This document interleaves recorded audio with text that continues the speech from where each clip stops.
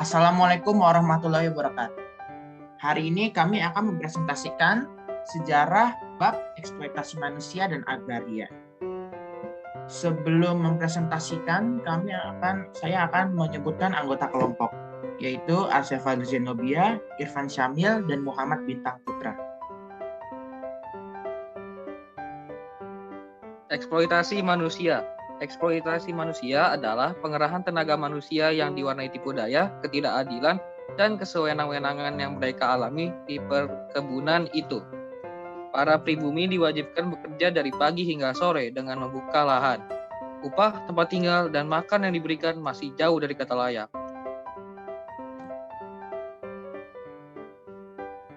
Pekerja yang melarikan diri akan terkena hukuman dari Belanda yang dikenal dengan penalsanctie. Penalsanctie adalah hukuman bagi para pekerja yang melarikan diri berupa denda, disekap, kerja paksa tanpa upah, serta dibunuh. Pemerintah Hindia Belanda mengeluarkan peraturan baru yang mendukung dan menjamin agar para pemilik perkebunan yang dapat memperoleh, memperkerjakan, dan mempertahankan kuli yang bekerja di perkebunan mereka sesuai kebutuhan. Peraturan itu diberi nama Colli Ordonanti 1881. Masukkan juga tentang hukuman-hukuman yang bisa dikenakan terhadap pelanggaran perjanjian kontrak yang disebut penalsanctie.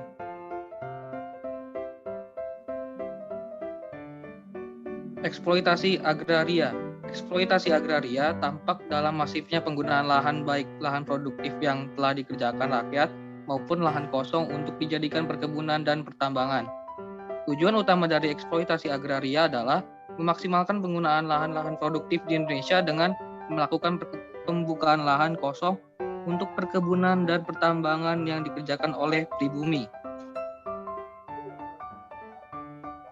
Penerapan dan dampak politik pintu terbuka. 1. Pemerintah hanya sebagai pengawas. 2. Rakyat menjadi sengsara. 3. Industri kerakyatan mati. 4. Keuntungan melimpah di tangan swasta. Pemerintah hanya sebagai pengawas. Pihak swasta memiliki peranan penuh dalam kegiatan perekonomian di wilayah jajahan, namun tetap dalam pelaksanaannya diawasi pemerintah, tapi keuntungan tetap dipegang oleh pihak swasta. Aktivitas tersebut tidak hanya dijual beli, melainkan juga pengontrolan dan penjalanan aktivitas ekonomi secara keseluruhan pada suatu negara. Pemerintah dilarang ikut campur tangan pada proyek pembangunan yang akan dijalankan. Melalui kebijakan tersebut, pihak swasta mendapat keuntungan besar karena semua keinginannya harus dipenuhi oleh pemerintah dan menjadi cikal bakal globalisasi di Indonesia.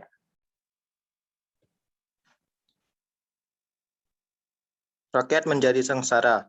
Awalnya kebijakan ini dimaksudkan meningkatkan kesejahteraan rakyat dengan cara menumbuhkan ekonomi. Namun, lama-kelamaan muncul tujuan yang berbeda, yaitu memperkaya pebisnis. Rakyat yang memiliki tanah dipaksa untuk menyewakan lahan yang dimiliki, terutama kepada pihak swasta, dan biaya sewa yang diberikan pihak swasta kepada pemilik tanah sangat rendah, sehingga keuntungan tidak besar. Biaya sewa yang diberikan oleh pihak swasta kepada pemilik tanah atau rakyat juga rendah, sehingga pemilik tanah tidak mendapat keuntungan yang besar.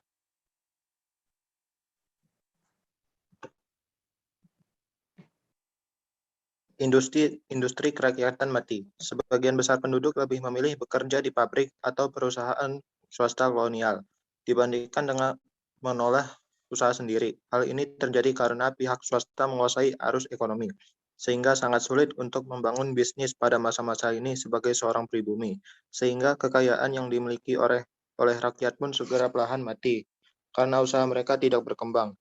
Karena politik tersebut diterapkan sepihak, banyak masyarakat lokal terkena dampak kerugiannya. Kebijakan ini malah memiskinkan masyarakat Indonesia.